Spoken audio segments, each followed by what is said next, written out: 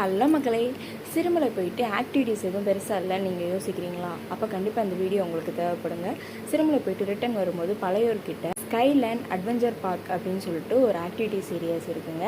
அங்கே கிட்ஸுக்கு பெரியவங்களுக்கு எல்லாருக்குமே சூப்பராக இருக்குது. நல்லா ஒரு என்ஜாய் பண்ணுற இடம் அப்படின்னு தான் சொல்லுவேன் நான்.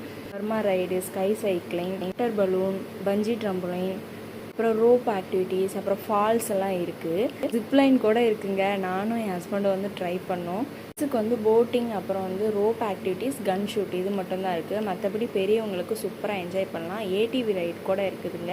என்னோடய ஹஸ்பண்டும் என்னோடய சன்னும் இதை ட்ரை பண்ணாங்க. நல்லா இருந்துச்சு. கொஞ்சம் ஒரு கஷ்டப்பட்டு ஓட்டுற மாதிரி இருந்தது.